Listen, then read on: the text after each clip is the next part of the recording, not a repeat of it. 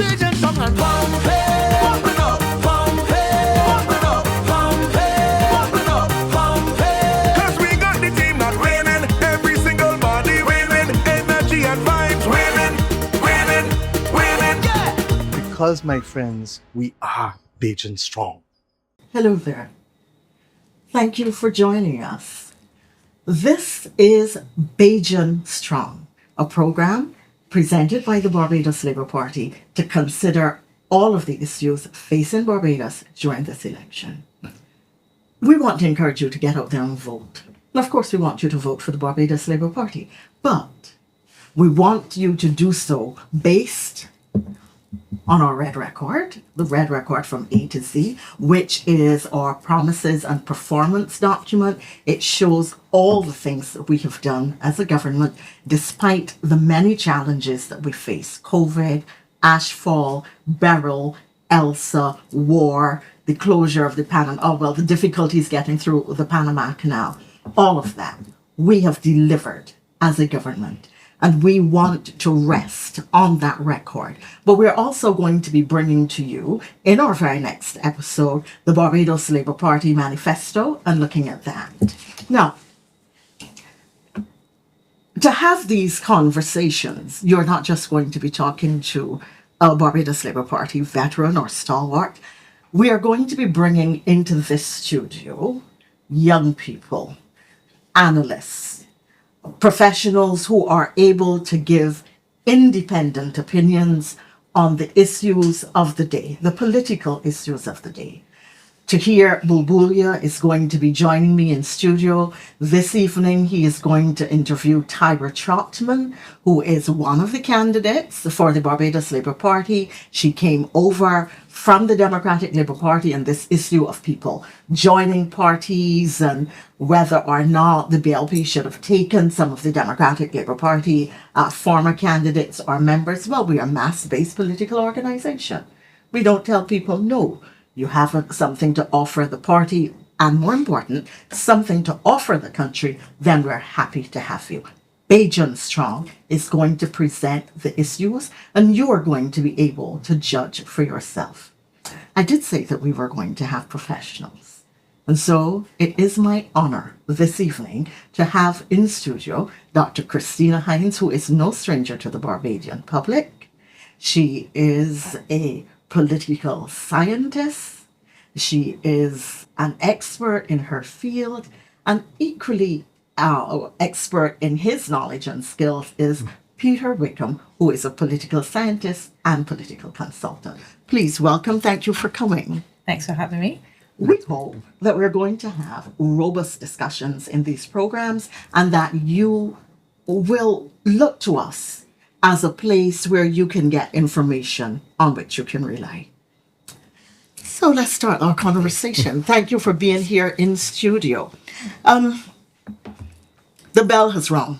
Was that surprising? Were you expecting an election at this time? Was it called too early or to disadvantage the opposition, as is being alleged?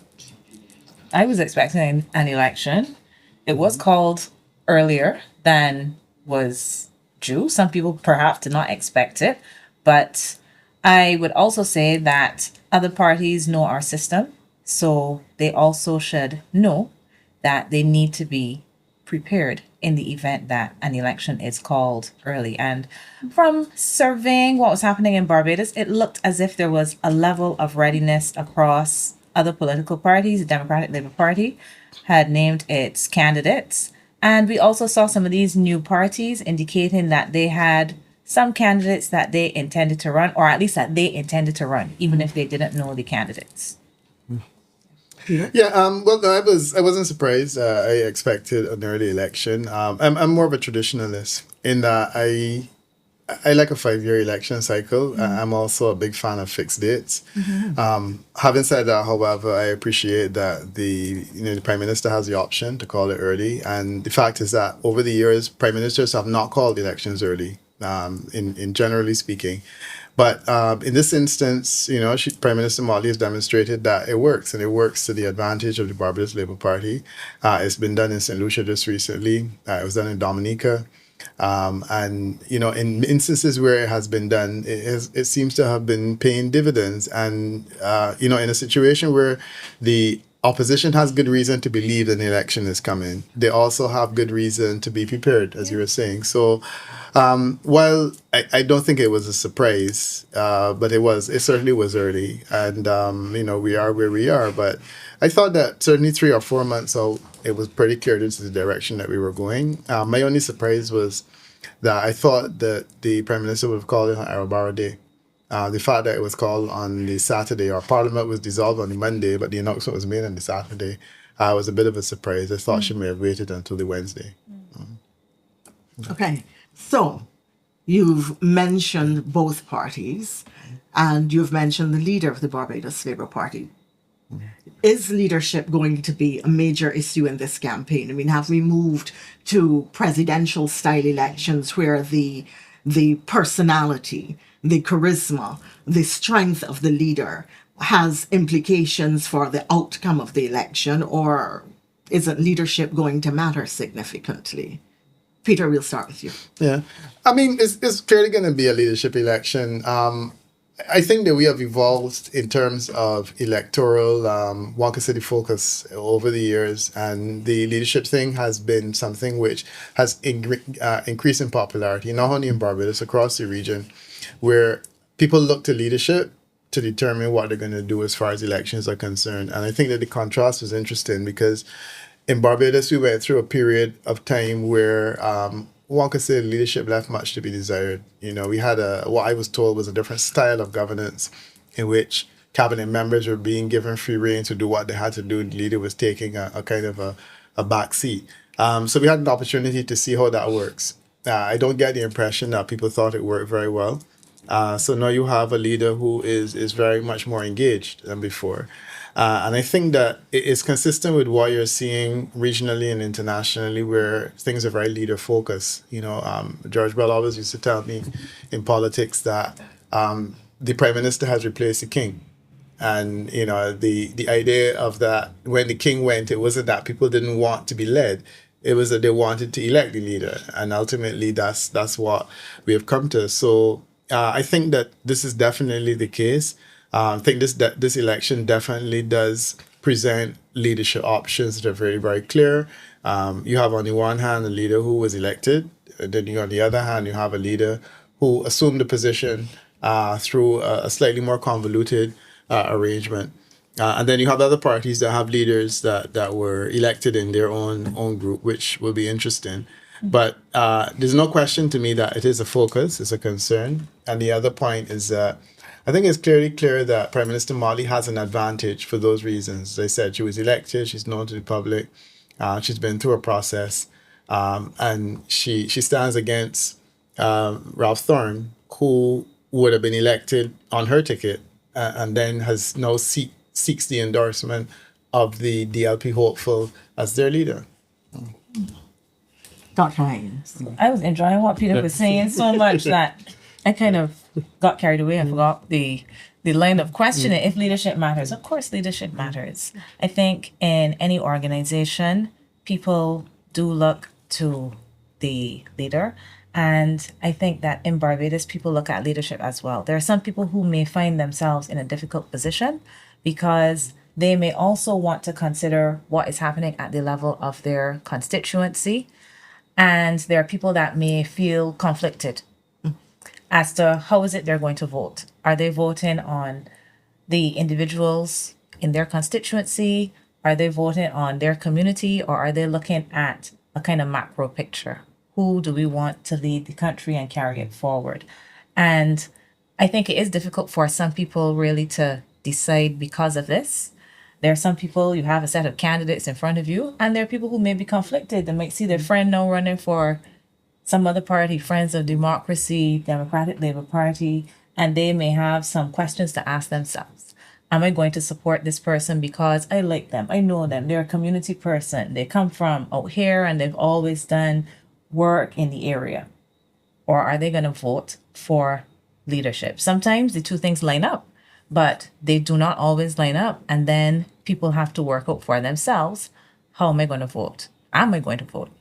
Do you think that the leader of the Democratic Labour Party has been able to persuade the public that he has been able to develop a disciplined organization ready to face the public and ready to govern? One of our candidates said the other night on the platform that he had come to the leadership by drop kicking the former leader, belly searching another one, elbowing somebody else. That there was a large amount of political violence, which was used to bring him into the leadership position. Having got there, do you really think that the Democratic Labour Party is presenting to the public a truly unified front? And to what extent is the fracture that from this distance appears to remain, to what extent is that a hobbling problem for them as a political organization? I think the Democratic Labour Party has a lot of work still to do. I think they have done a lot of work, to be fair to them. So I was not anticipating some of the things that I saw in their rally. I mentioned in another place that I listened to the presentation from Verla de Pisa, and I was actually relatively impressed by the content of the discussion about crime and violence in Barbados. So clearly there is some work that is happening within the Democratic Labour Party. I cannot say that it is enough work to present a united front. I don't think they've had enough time, honestly, to do this because of all of the drama, let's call it that surrounded Ralph Thorne crossing the floor and assuming the leadership of the party. And even before that, they faced 230 Love defeats. There's a lot of work that is necessary to come back from that, to keep people on the inside. And it does not appear as an outsider as if they have done a lot of that work sufficiently. And I believe they still have a lot of work to do, a lot of work to do. They've lost a lot of veterans. They've lost women who have been traditional supporters of the party. How do you think that is going to impact them? And how is it impacting their performance? I think it may have some impact. I guess there are two ways of thinking about things. There are some people that say, if we want to remake ourselves, we need to shed some things. So we shed some things. Maybe it's difficult in the beginning, but we can move forward thereafter and perhaps be stronger. We have to see if that works for them. I think there are a lot of people that look on and find some of what occurred in, the famous locking out as quite distasteful. But I don't want us to pretend as if politics is something that is nice and kind and friendly, because even when we see more organized and disciplined political parties, I believe that there is still a lot of jostling and jump kicking and belly searching that happens. We just don't see it. We just don't see it. We just going don't to see the it. bathroom and attending a church service, and people who could put their money in to cook fish cakes and so on, and walk with Errol Barrow. That's a little extreme, you would have to admit.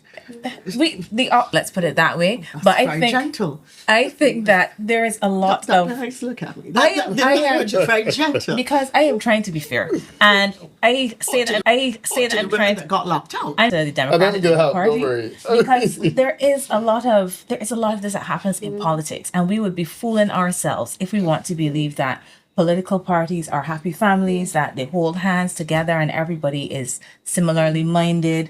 There's no jostling for power, position, who is going to get the nomination, who But there believe does that they're have the to be a prime fair minister amount in of waiting. discipline Yes, in the of organization, and some sense that the leader really is in charge. Do you think you're seeing that within the Democratic Labour Party? I think the leader is in charge, but I think that exactly. Of whom? I think that there needs to be a broader base for the leader to be in charge of. And I have a concern that the Democratic Labour Party's base has dwindled. I don't have hard evidence to support this, but perhaps Peter does. Yeah. No, I mean, and I want to follow on what you were saying, Christina. I mean, I thought the women thing was something I wanted to pick up. The Democratic Labour Party has a problem with women. And the perception has always been there that it has been lagging in terms of equality. I mean, the Barbados Labour Party had a woman in cabinet in 1976. Yes. Okay, Democratic Labour Party put a woman in cabinet in 2008, and you're talking about several decades later, and it is not without opportunity because there were others, but ultimately that's the perception, and then there's a feeling that women have not done particularly well within the Democratic Labour Party, and that continues to be a I problem. think they're So, running one female candidate this election. No, go. they're running more than one. Okay. they're running? Four? I'm not sure how many women there are. I think you have Amoy, Yeah, well, thanks very much. Felicia, But and no, but they're even- more than yeah, one. We don't need to There are advertise. three of them. But no, but the thing is, the winnable seats. You know, Verla De Pisa, you mentioned earlier. Verla was a person I rather liked, and I mean, I listened to her as well in Independence Square, and she talks a good talk. Now, to me, this is somebody who could have been a good DLP woman, but was never really advanced or pushed by the party. And it was interesting that even when she took control of the party, Verla opted to run in a seat which realistically she had no expectation of winning, but she did it nonetheless for whatever reason. But I want to move from the women to the other part of the conversation that we were having, which is really about leadership Yes. and fighting within the party and stuff. Because I've made an analogy which is often a bit crude, but both political parties fight. Political parties fight all over the region and all over the world. That's understood. The Democratic Labour Party's problem is that it has always had a style of battle that is more consistent with lower income Barbados, where you fight publicly. While the Barbados Labour Party seems to have been able to manage their internal battles in a way that is more consistent with one could say middle and upper income Barbados, where bougie fighting? the doors are closed. The extent to which doors are We were open just or doors are well, yeah. closed, it doesn't make it any different in terms of the intensity of the battles. However, when the doors are closed, it's easier to manage them. The Democratic Labour Party, I would like to think that the battles have not been very different. They have just been managed less well within the Democratic Labour Party because everything takes place in the public domain. So the locking out and the lady wanting to go to the bathroom, and it was unnecessary. But then, was it any different from a situation where Dr. Eswick was taking positions against the Front District administration while being a member of cabinet and making public disclosures that were not consistent with anything that's ever happened before in Barbados? You don't find a cabinet member openly disagreeing, with a position like that and remaining in cabinet. So this has been a thing where the fighting has not been well managed. And I think that is clearly a challenge. And now you have a situation where, as you said, Ralph Thorne is leading, but the question is, whom is he leading? Because the factions are openly battling. Friends of Democracy is a faction. And it is creating an impression in the people of Barbados' mind that, it's not an alternative government. And I felt that the DLP doesn't Yeah, I have think to that's a necessarily... really strong point, Peter, Right. because the reality is if they aren't able to manage themselves, then they really cannot ask the country to allow them to the people in the country to allow them to manage the country. The country, right. Sorry. No, I mean, you're very right. And there's another evolutionary thing which I think has come to pass. You spoke earlier about the size. The Democratic Labour Party has grown since 1971 by 2 or 3% in terms of real growth of the party. The Barbados Labour Party has grown by close to 20% in terms of real growth. And I think that that's significant because a lot of it started, I would say, post 1986, when there was this huge faction in the Democratic Labour Party and the NDP emerged. A lot of people don't understand the extent to which that has shaped a lot of who we are politically now, because it was a point at which a section of Dems started to think independently. Liz, you would have benefited from the first foray, Yes. right? Where you would have won your seat on a plurality. Yeah. But the fact is that the Barbados Labour Party was able to consolidate that. So by 1999, you would have won that seat on a canter. Which says to me that you got the opportunity with people who started to think independently in 94 or 91, 94. And then by 99, you had a whole era in which people were completely independent and thinking and supporting the Barbados Labour Party. And then you had the era of the ON Dems and the politics of inclusion. And we have now gotten to the stage where people are walking very comfortably from one to the other and at all different levels. Some people think we're gone carried away. But the reality is that the Barbados Labour Party has become a huge tent that is just embracing and embracing. And as a result, that 20% growth I'm talking about it's real. But if I could interrupt you, Sure. I really want us to focus on the extent to which what the phenomenon that you are describing really has also been a result of leadership. So I want to ask about the different leadership styles of the two parties, the teams of the two parties, and the fact that really, if you listen to the Democratic Labour Party in the St. James North by-election, Errol Barrow was clearly still a candidate. No, this is something the Democratic Labour Party has to hold on to. The idea that Errol Barrow, the image of Errol Barrow, because it's one of the few good things that the DLP has to hold on to. But, Well, if I yeah, may, you said but. my niece is 40 years old. She has a husband, a mortgage, and 2 children. She has no idea who Errol Barrow was. I mean, she knows historically, but that has no meaning for her life. No. Yeah. So when you look at the leaders, when you look at the teams, I mean, and it's the same thing in South Africa. We will get to a stage where the Nelson Mandela's image will be irrelevant to South African voters. I think that we're at that stage now. It's the same thing in Barbados. The thing that the Democratic Labour Party has not been able to do, it has not been able to reinvent the Barrow magic. So as a result, when they go to political platforms, they have to go back to the Errol Barrow scenario. The Barbados Labour Party has been reinvented the Grantley Adams magic with Owen Arthur, and it has now reinvented, and now Mia Motley has her own magic. great. So let me turn to Christina then. What is the voter seeing in these two political parties? Who and what is Ralph? And is there Motley magic? That was what he talked about the Errol Barrow magic. So I'm saying, is there Motley magic? When people look at these two leaders, who are they likely to say, I am willing to put my trust in? Well, if we're being very honest, the Prime Minister has a huge personality, very likable, not just here, all over the world. She's a celebrity. I think it would be very difficult for most people to go head to head with Miss Motley and be successful. I mean, one-on-one. She has... Yeah, but you have to look credible, at least. Well, let me start with Miss Motley. She just has a huge personality, and I think that this will be Huge difficult. competence.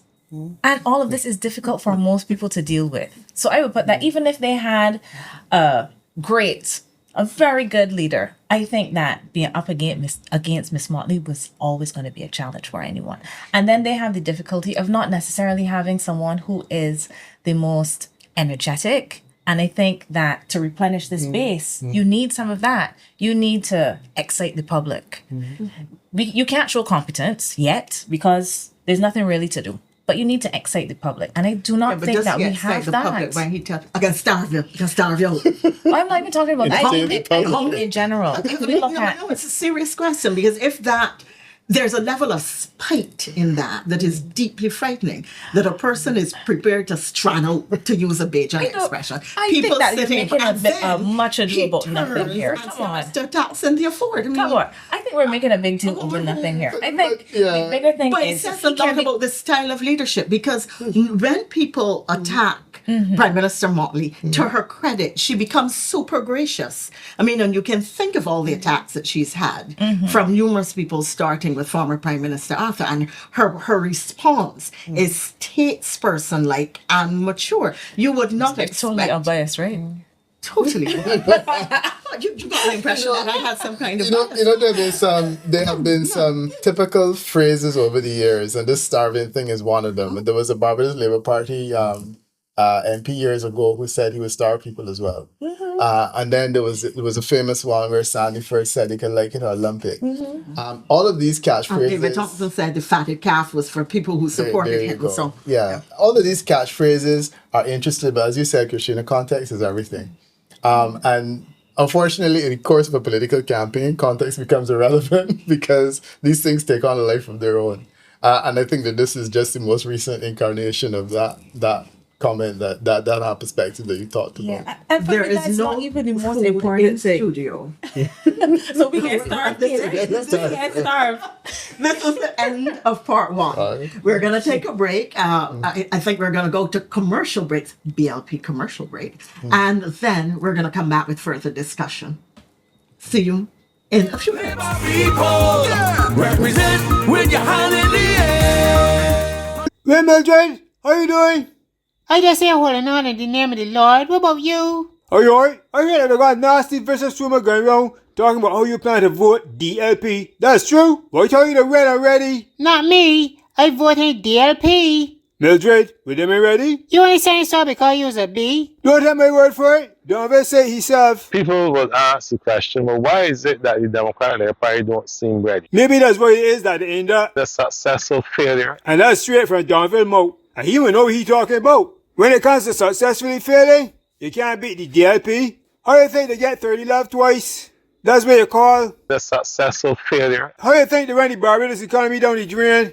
And then me and the bees had to take over and bring it back to life? Because DLP was a... The successful failure. Ralph Sean talking about how he'd walk around the country. And when he take over the DLP, he could even get that around properly. Remember how he had members locked outside the gates and things?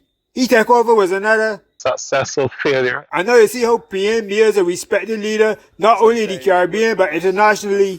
A woman who does not impressive speeches at the United Nations and things. Even that international interview recently with Trevor Noah. So when you think about who you want to continue to lead Barbados, you want a successful leader, not a... Successful failure. Like Ralph. You made some good points for true. You know, so don't roll with Ralph. It's more, roll away from Ralph. If you want to be ready, there's only one way to be. Are you red and ready? Red and ready. Come the 11th of February, vote for BLP and Mia Motley. I have a successful leader, continue to take charge as good as a saint. You in charge.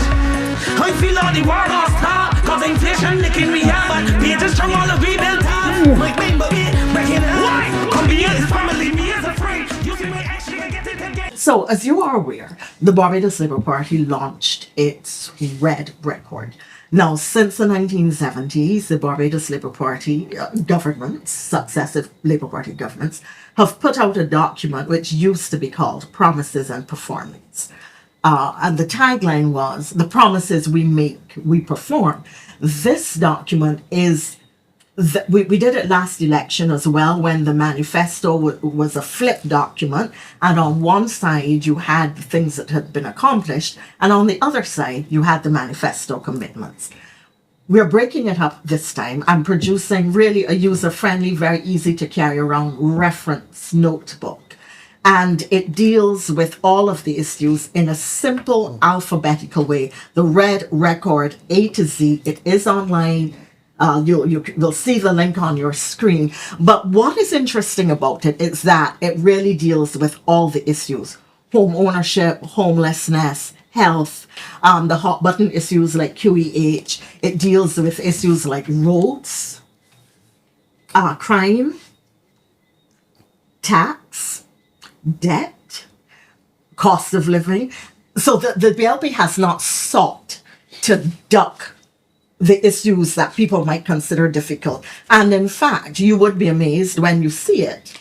I'm doing the economy, looking at the economy at the moment. The amount of effort that has been made, I'm trying to get to see with the cost of living, which goes on at some length, indicating the things that they've done, eases in taxation. So look in the letter for particular thematic areas, and you will see them there.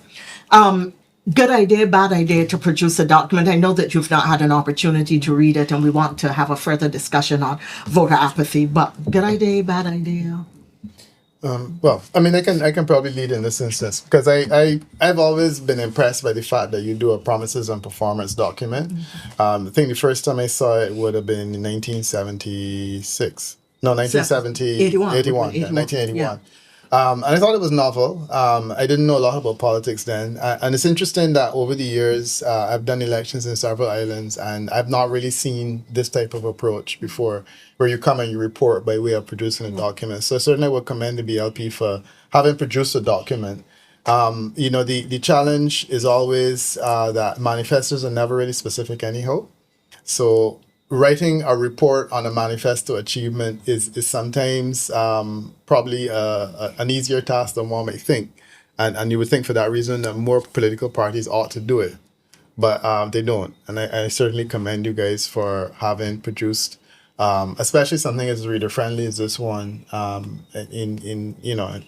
to speak to so that people can see what they're voting for essentially. And this is something that the Barbados Labour Party has done every time it's been in office. I think that I want to make the point before we hear Christina that there's been a lot of rhetoric from the Democratic Labour Party that want to be happy and do nothing.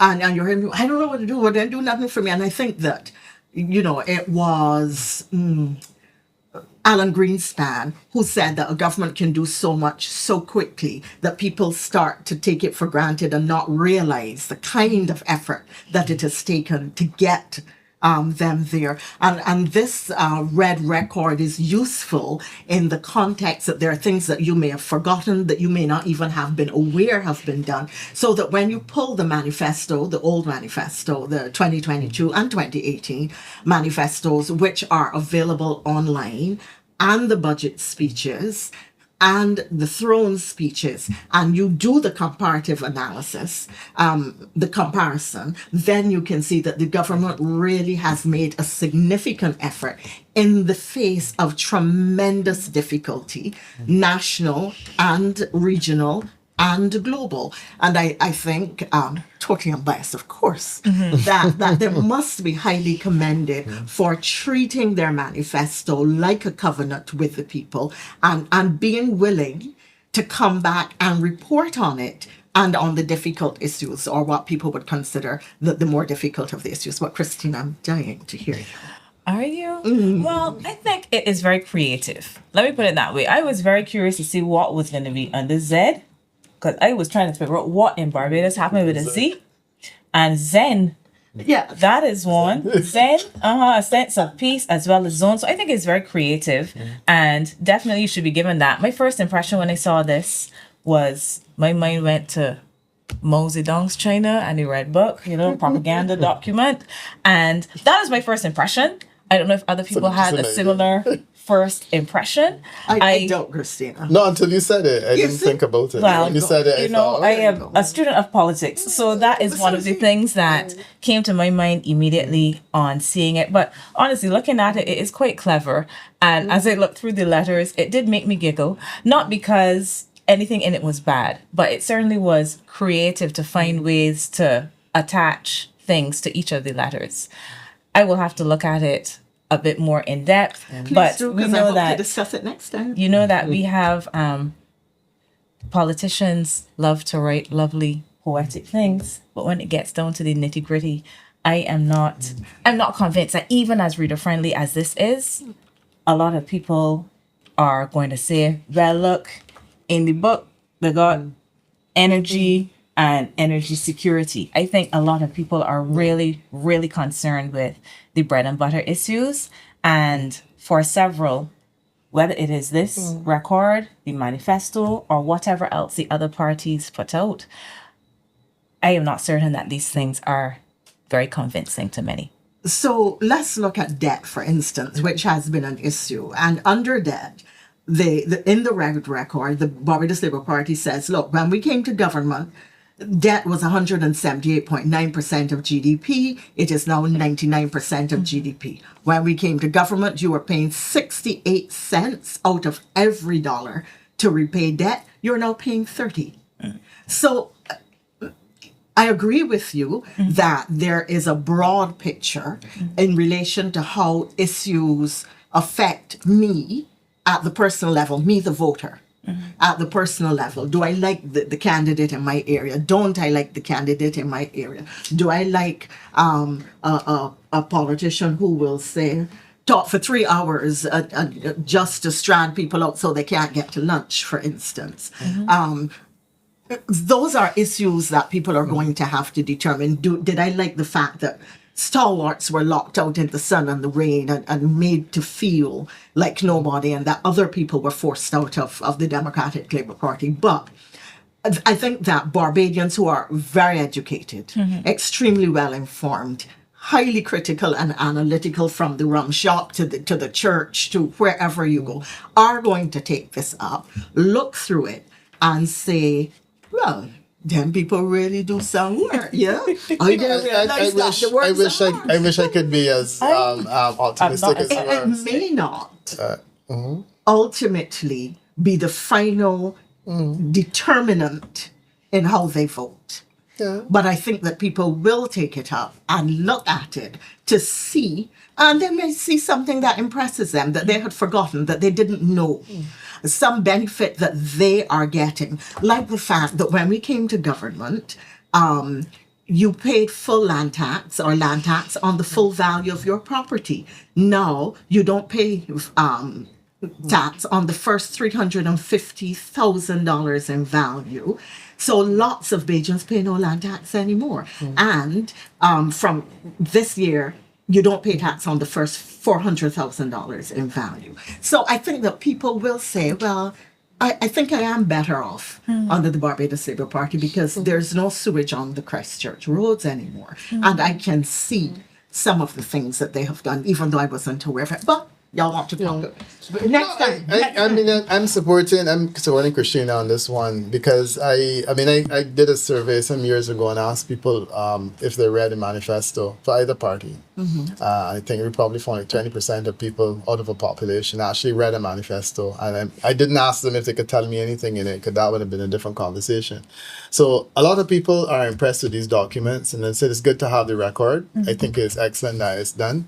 As to whether or not it will be read by a lot of people and digested, there are a lot of misconceptions about bread and butter issues, like VAT, for example, which and is it says right. VAT discovered. But then let me just say what I'm saying. VAT. Page and a half. All the things that were done in relation to easing VAT. So you talk about easing VAT, and there are a number of people that believe that VAT is a major reason why the cost of living is high. When it's ironic because a lot of the stuff that people use to daily that factored in the cost of living have no VAT on them. But yet still they will blame VAT for the price of chicken when chicken is VAT free. And it's conversations like that are technical, and I don't know if you can deal with a conversation like that, a technical issue like that in there. So I get you, and I think that there clearly has been work done, there's no question about it. But the red record speaks to a particular type of voter. But I think that the bigger issue for me in terms of voters is that voters will see this and say, look, there is a record. And if I'm not going to look at it now, I can put it down and deal with it later. But there is a record. And the fact that you've been able to produce this record means that you must have done something. So I give you that. I think that the format, because it is so user friendly and reader friendly, is going to make a difference because it is very different to the traditional, very heavy kind of document that would have been produced. And this is where I think the mini manifesto of 2018, I don't think we did a mini in 2022, that the mini manifesto of 2018 was again so effective because it took all of the issues, all of the commitments, and condensed them into a format that was not intimidated. You weren't picking up a 100-page document, a 75-page document. You were picking up something that you could immediately relate to. It will be interesting. I'm not going to ask you if you've done any polling, but if we could hear what people's reactions to a document like this are, because we are making assumptions. I'm making an assumption that the format makes it easier and therefore it would have greater appeal. And the information is condensed in a simple way. People don't read dense documents anymore. And you were saying, well, I don't think they read them at all. Anyway, so can we pivot, please, in the time left to us, to this issue of voter apathy? Do you expect a high turnout this general election? If so, why? If not, why? Is there a high level of voter apathy, Dr. Haynes? I am not certain. And the reason I say that I'm not certain is because there are a few issues. I know Peter has raised some of these in the past. And when there was the St. James North by election, I was on another program with Kurt Humphrey, and we also discussed this. And this is the matter of whether or not we are accurately capturing the number of persons eligible to vote. So if we look at the numbers that we have, then we see that there is a movement in a particular direction in Barbados. I wouldn't call it a trend as yet, because we had the 2022 election is a bit of an anomaly to me because of the COVID environment and so on. Yeah. There was a drop in the number of people who turned out. I'm not talking about the percentage, but perhaps that a lot of that can be attributed to the COVID-19 pandemic. But now they're around, if we take out that election, in the 2000s, we have around 60% of those registered to vote showing up and voting if we use this list. And I am not as yet convinced that this signals apathy. Yes, it's down from higher percentages that we saw before this, around 70. And Peter might have more precise figures, but they're in that kind of range, 70 and up. So there has been a decline, but it's not anything that is so drastic as yet that signals to me that people have given up on general elections and voting in large numbers. So this election for me will be a test, but it is an imperfect test because we do not really know until we have some kind of enumeration exercise that went on that now is highly contested. Until we have a cleaner voters list, it is difficult for us to really get a sense. Apart from looking at the number of persons who voted, it's difficult. But Peter, Yeah. No, I mean I'm supportive of the comments. The concept of apathy is anchored in this idea that we have voter turnout numbers which are declining, and that's the reason. If those turnout numbers are based on a flawed list that has people on it who were dead for 5 and 10 years, who have lived overseas and whatnot, who are not available to vote, it tells a very interesting story. And I'm fortunate in that I got to do some research really recently into the people who did not vote in the last election, and I mean the results were essentially suggesting to me that a lot of the reasons I thought people weren't voting were realistic. And to call it generalized apathy is a bit of a stretch, and that's where I am. Let me just say that in this occasion, I do think that the voter turnout will be higher because the list is cleaner. And once that happens, there will be an appearance, and then when that appearance presents itself, then people can say, "Oh, there's no longer any apathy," which is foolishness. I mean, it need not necessarily be the case. The problem really was the list. But if you look at some of the reasons why people don't vote, you have a generation of young people, especially, who go online and do polls online. Their life is online, and they pay their bills online. I know you, Liz, you said you don't. They do the business online, and government is helping them in this way by putting more and more stuff online. Yeah. So now, the license process is online, and the certificate of character, all these things are online. And then you're saying to these same people, you can do your entire life online, but I want you to go and stand up in a line to vote the traditional way. I don't have a difficulty, and I understand the person that says, you know what, I'm not prepared to do it. If it was something that would change my life, like if my rights were being taken away, I will go. But if it is that, it's really neither here nor there, especially as I believe that the outcome will be the outcome, I could as well, stay home and watch a movie because it's more fun.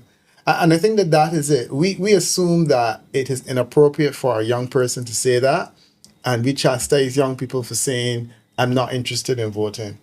When in truth and in fact, we have to look at the reasons why they are not particularly keen. And you have to accept that an argument like that actually makes a lot of sense for a person who lives their existence online. Yeah. So, Final question to you both. Very quickly, because we're running out of time. Are the parties animating their bases? well, the new parties don't really have bases, but they have provided some interest. I think that it is apparent. I saw the video from Austin's I can't remember which day it was, the Barbados Labour Party launching the candidates, massive crowd. So it looks as if that base is being animated. Democratic Labour Party, I think they're having something tonight. I don't know what that base is going to look Did like. you see their but what I've seen, meeting with the dog? Oh, Lord. what I have seen has looked less No, animated. seriously, I have to show you, it was depressing. Yeah, sorry. But what I've seen is less animated. But I think that the Barbados Labour Party also has particular advantages that it has to keep in mind. And everybody wearing a red shirt, I don't know if all of them are going to go back to our conversation. If everybody that is taking things is going to take the time and get up and go and vote. I think you need to be very careful how you use Whether the it is expression red or taking yellow things. shirts. Yeah, shirts. The Yeah. shirts. T-shirts, shirts, red bags, shirts, yeah, red yeah. books. But that comes down to election day mobilization. And we'll see which party has the better grounding here. No, the Barbados Labour Party has grown their base. They have not only mobilized, but they have grown their base. Is that a Mia Motley It's effect? easier. Well, Mia Motley, Owen Arthur, In part. cumulatively, you've grown your base. And I accept that it's easier to mobilize your base and to excite your base when you have a base to excite. The Democratic Labour Party's base is broken up. And it's harder for them to mobilize their base because you have sections of bases all over the place. And the one thing that you mobilize around is a significant achievement, which you can't point to post 1971. Precisely. And therein lies the problem. So it's harder to mobilize a base when you don't have those factors in place. So I mean, again, Christina, I'm with you on that. It's difficult to make the comparison because you have an easier task in that you have a growing base and you have exciting things that you can talk about. I mean, maybe it will change in time, but yeah, clearly right now, in terms of base mobilization, you have the advantage. But I do agree that you can't assume that everyone in the red shirt is going to be active voter for you. Maybe people like the idea of the red shirts, and if there are more red shirts around them blue shirts, they are. And Free things. I think that there are a lot of red shirts and umbrellas and hats. Hats, yeah. Maybe we should do a program on paraphernalia. I think that would be very interesting. I think so. That means you're both willing to come back then. Thank you so much for being here for this conversation. We're going to see how the public reacts to it. Next time, I want to talk about the manifesto and do some comparison with what was accomplished. The Red Record.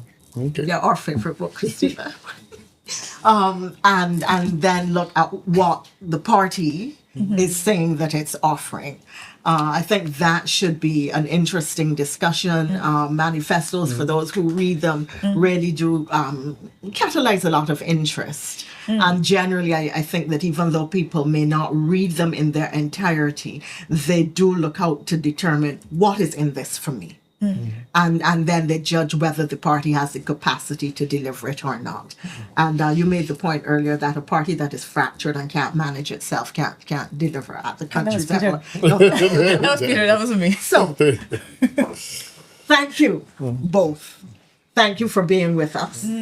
I hope that you are going to join us next time, and that you will stay online to hear talk to Tyra Trotman, one of the people who came over from the Democratic Labour Party, having been forced out like so many others.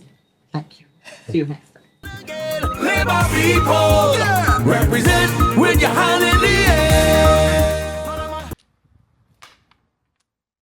Big man, as usual, you talking a truck over the garbage again. How you mean, Kader, give the DLP a chance again?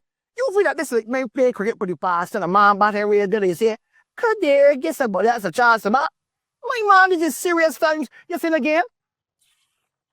You got that right. I don't know what foolishness you talking. Idiot. You forget COVID. You remember COVID? You can remember COVID? Huh? You millions of people dead.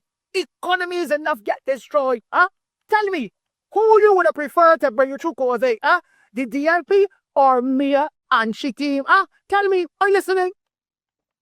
Ask the man. The man talking to you. Are you listening? Big man, Mia and she team successfully bring you through COVID? Huh? You remember how all we get 20-something downgrades? Huh? And we credit whether they floated through the South Force and the sewage? Huh? You remember them things? You remember them things, man? Answer the man. I listen. And when men stepping, she restructured the debt, strengthened with foreign exchange. I want you to know, right, that tourism at an all-time high and unemployment at an all-time low.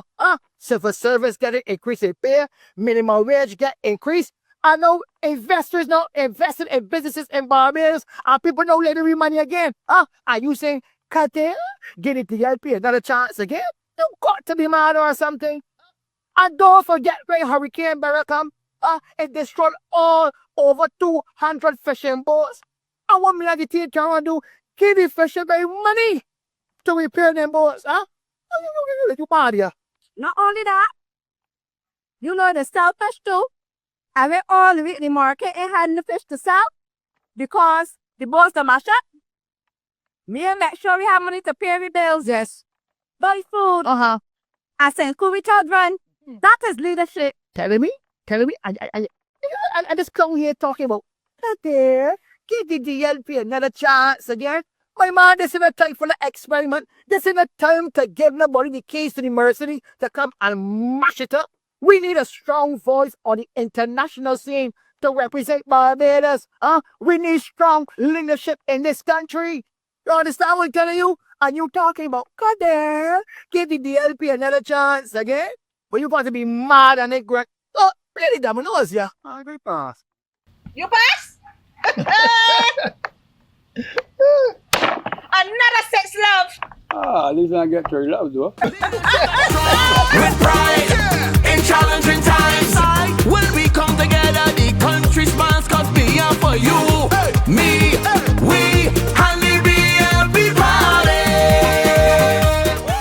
Hello and welcome to a conversation with the candidates. My name is Tahir Bubulia and it's a pleasure to co-host this program. And joining me today is Tyra Chopman, the candidate for St. Michael's Central. Tyra, welcome. How are you? Thank you, Tahir. I'm blessed, to be honest. How are you? I am well. I am blessed as well. How's the campaign going so far? Not bad. I can't complain. The reception has been warm.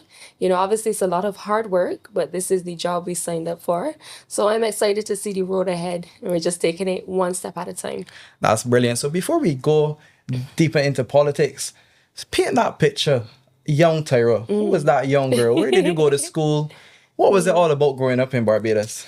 So I'm from a diverse background. My mother, she's a European. She came here about 35 or so years ago. I met my dad, who's Bajan, and then they produced me. I was born in Queen Elizabeth Hospital, and then that grew apart. So I was raised by a single mom, so it wasn't always easy. I had to make a lot of sacrifices, and I had to grow up from a really, really young age. So I guess that's the hard shell that people might see. But really and truly, I have a little mushy interior. But growing up, early life, I started off at St. David's Primary School, which is now Blackman and Gollop. And then I did classes 3 to 4 at the Wills Primary School. Then I went on to graduate and I went to Commonwealth School. That was my first choice, up and up. And then from there, I would have done BCC, Law and Politics. Then I went on to UE, the Hewitt Law School, then back to UE for my master's, and now I'm here. Lovely. So that journey from a young Tyra into a lawyer, singing has been a big part of your life. True. And you have a beautiful voice. Thank you. How has your singing career helped you into charting the path into politics as well? So funny enough, I always kind of compare the two, I would say even 3. There's singing, there's law, and there's politics. And to me, all 3 are stage, right? Because in court, you have a jury to persuade. Mm-hmm. In politics, you have your constituents to persuade. And then as a singer on stage, you have your audience to persuade. So at the end of the day, I think it has prepared me to be comfortable in terms of public speaking and to be more of a people person. Because when I was young, I was really introverted, believe it or not. Yes, I was so shy. You could not get me to speak freely, not just so. And my mom kind of got that out of me. She wanted me to, it's not a good tool to have in life. You have to be able to speak to people and be able to communicate in a way that sends a message to who you are, right? So she started by taking me to karaoke. And that was like our little bonding time. Nice. And then from there, it was discovered and developed and actually signed by Evan Rogers and Carl Sturken from SRP in New York City. So yeah, I got a little taste of the glam life then and there. But when I saw what the music industry was really about, in terms of it was less about music and more of other things, and I didn't like it. So I decided to go back to school, pursue my degree, and yeah, that's that. Whoa, so public, you learned something that Tyra was an introvert and she was also signed by a record label in New York. So that's something to know for the public. But before we delve a little deeper, that introverted Tyra, how was that shift for you and what caused that shift from being that introverted person to now speaking on platforms, singing in front of hundreds of people, and now perhaps going into the Parliament of Barbados? So it started, I would say, the shift really started when I started secondary school. I remember going into Commonwealth as a biracial girl.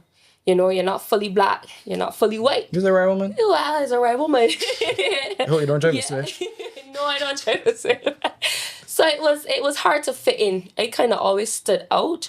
And because of that, sometimes I was picked on, whether it was by teachers, by my peers, by older girls. Because, you know, see, little fresh, little young take come on board. The vets, because it's like, oh, my man wants she. So, yeah, so I was bullied a lot. Whoa. Yeah, I was. And I remember third form specifically. I said, no more. No more. I'm not going to be bullied anymore. I don't like it. I don't like how it makes me feel. And I just started speaking out and standing up for myself and then for others as well. Because I knew what it felt like. So I always from a young age, that's why from the time I was about 12 years old, I knew I wanted to be an attorney at law. I always wanted to be a voice for the voiceless and that backbone for people who needed someone to lean on. That's truly a beautiful story. And something that you said there stood out to me about being bullied and speaking out for stuff. And we all know the situation that happened. Your path into the Barbados Labour Party has not been the traditional one. You were part of the Dems. And I remember you saying publicly that you felt like you were being bullied with the incident that happened. Talk us through that process and now your transition into the Barbados Labour Party. So the Democratic Labour Party, Ronnie Yearwood, right? He was my lecturer at UE. So as a lawyer, I would speak on different platforms on legal matters. So I would advocate on certain rights and social issues. And Ronnie saw that and, you know, he contacted me. He said, you would make a great candidate. I'm like, Ronnie, what are you talking about? Right? He was like, come and join the Democratic Labour Party. I want you to be a candidate. I said, Ronnie, no, I know of persons, young attorneys who went through politics and, you know, it destroyed them. Right? I didn't want that for myself. I was no building. I was called to the bar in 2021. I was no building. I didn't want to go through that or put something in my way that wasn't necessary, right? So I joined against my better judgment. And we were a part of a fresh guard. You know, we had new ideas. We were new faces. We were moving, you know, the party into the right direction. But obviously certain people didn't like that.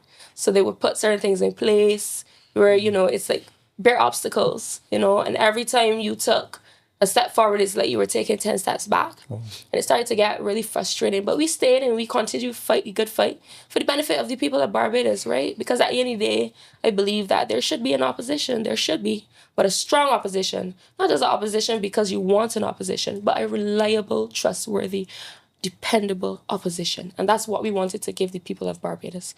And then, of course, our AT, he came on board, right? And there's certain things that I guess he did not agree with. There was a gentleman's agreement that Ronnie and our AT would have had, and he did not uphold his side of the bargain. And as such, we had a situation where there was, I don't want to call it uprising, but people stood up for their rights in a very calm and fashionable way, right? The protest is nothing new to Barbados. We have it all the time. And I guess they didn't like that. So the next day we found ourselves locked out. Very embarrassing, but it was a lesson learned. Yeah. Lesson definitely learned. I know your transition into the Barbados Labour Party. I know you came to the Christchurch Foundation School at the conference 2 years ago. How has your reception been since you've joined? I know you're a candidate as well. Nothing but love. Nothing but love. And you know, the first thing that really jumped out to me, the difference between the two parties, the Barbados Labour Party is a family. They are supportive on so many different levels, and they want to see you win. They want to see you grow, and they're offering you the support rather than putting things in place to try to cry you down or beat you down. That's the difference. And young people, they seem to love young people. They're giving young people opportunities. I'm the youngest candidate. I'm 30 years old and I have a chance to be a candidate in this election. That speaks volumes. And then also, I criticized the Barbados Labour Party. It's no secret. I did. But even in the face of criticism, Mia Motley, the Honorable Madam Mia Moore Motley, she still took me and she said, come. And she welcomed me with open arms rather than lock me out and keep me in the hot sun and the pouring rain. So that is the difference. Leadership is always key. It is. And you have the red record in your hand. I do. And you spoke about youth, and you're 30. You're going to be 31 this year. Oh, Lord. What message would you share to young people out there, encouraging them to be a part of the political process? We know young people may not be as interested in participating in the political process, but what message can you share to them? I would say get interested. And there's a reason for that. At the end of the day, politicians are policymakers. They make decisions on your behalf. So you have to make sure you get involved because the decisions that are made affect you. Whether it's your thing or not, the fact remains that policies and decisions will be made. So why not have a say in who is making those decisions on your behalf? Then we need to get serious, we need to get interested and get active. At the end of the day, Barbados belongs to us. We are the future, right? And don't be afraid to put yourself forward. I'm the youngest. Oftentimes I'm the youngest in the room. Don't let that, stop you from doing anything. Don't be afraid. Don't let it intimidate you. Use me as your inspiration. The PM said not too long ago, in many ways, I was the underdog. And it's true, that has been my story all of my life. I had to fight for almost everything that I have gained, and nobody didn't hand anything to me. So do not let impediments stop you from achieving what you are destined to achieve. And don't be afraid to step forward. Always put your best foot forward and make sure to remember that our future is now. That's really beautiful. I can really hear the passion in your voice and where you've come from. And that night at Combermere School, you were a past student of the Combermere School. How did that feel for you? It was like a full circle moment. I think many people may not have seen me where I am today, but I always knew within myself that I was going to achieve great things. You have to believe in yourself, first and foremost. Stay connected with God. I tell everyone that God gives you the vision. And just make sure you stay focused and you do what you have to do to achieve what you want. It's not hard. Just remain focused, remain humble, and continue to work hard. So it was a full circle moment for me, truly. Yes. That's beautiful. So we have a few minutes left. This is a conversation with the candidates. My name is Tahir Bulbulia. I'm with Tyra Trotman, the candidate for St. Michael's Central for the Barbados Labour Party. Tyra, we have a few minutes left. We're going to play a little game now. Okay. So we're going to do this or that. Okay. And we're going to ask you 4 questions. You can say this or that. So, Mobby or Sorrel? Mobby. Hey, I will go with Mobby too. Cricket or football? Football. Who you support? Nobody. Honestly, right? Let me tell you something. I like football when it comes down to the World Cup. Okay. I back Switzerland because that's my mother's home country. And that's that. Anything else, it doesn't matter to me. Conkeys with raisins or without raisins? Without. Yes, without. Okay. I like both. I like food.